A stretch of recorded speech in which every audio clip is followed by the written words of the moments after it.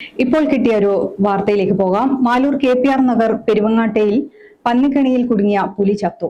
കൂടുതൽ വിവരങ്ങളുമായി ജിസ്നീഷ് കാക്കര ചേരുന്നു.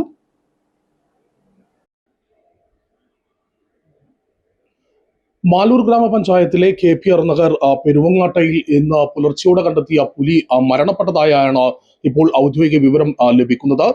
ഇന്ന് ഉച്ചക്ക് 11 മണിയോടുകൂടിയായിരുന്നു സംഭവ സ്ഥലത്തു നിന്നും പന്നിക്കണിയിൽ കുടുങ്ങിയ പുലിയെ വനംവകുപ്പ് ഉദ്യോഗസ്ഥർ മയക്കുവെടി വെച്ച് പിടിച്ച് ആർല ഫാം 13-ാം ബ്ലോക്കിലുള്ള RRT ഓഫീസിലേക്ക് എത്തിച്ചത്.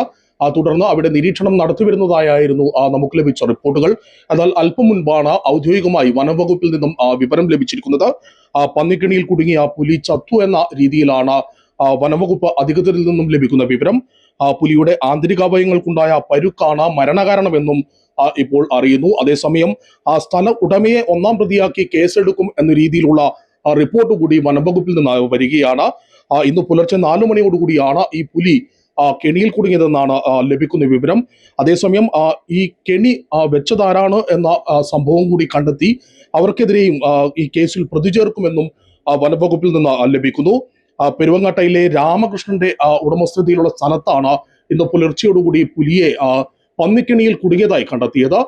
എന്നാൽ അദ്ദേഹത്തിൽ നിന്ന് നമുക്ക് അദ്ദേഹവുമായി ബന്ധപ്പെട്ടപ്പോൾ ലഭിച്ച മറുപടി താൻ ഇത്തരത്തിൽ കെണി വെച്ചതായി അറിയില്ല, താൻ അത്തരത്തിലുള്ള ഒരു കെണിയും വെച്ചിട്ടില്ല, അടുത്ത ദിവസങ്ങളിലൊന്നും ഈ പ്രദേശത്ത് വന്നിട്ടില്ല എന്ന തരത്തിലുള്ള മറുപടികൾ ആണ് അദ്ദേഹത്തിൽ നിന്ന് നമുക്ക് ആദ്യഘട്ടത്തിൽ ലഭിച്ചത്.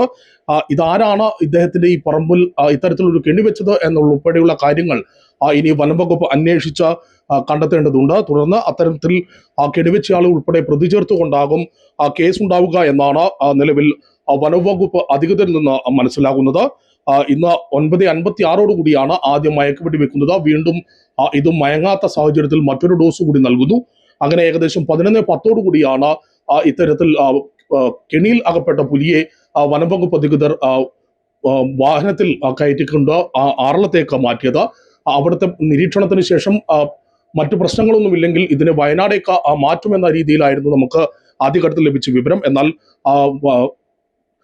ആർല ഫാമിലെ 13-ാം ബ്ലോക്കിലുള്ള RRTയുടെ നിരീക്ഷണ കേന്ദ്രത്തിൽ നിന്നും ഇത്തരത്തിൽ നിരീക്ഷണം നടന്നുകൊണ്ടിരിക്കുന്നതിനിടെയാണ് ഇത്തരത്തിൽ പുലി മരിച്ചു എന്ന രീതിയിൽ വിവരങ്ങൾ ലഭിക്കുന്നത്.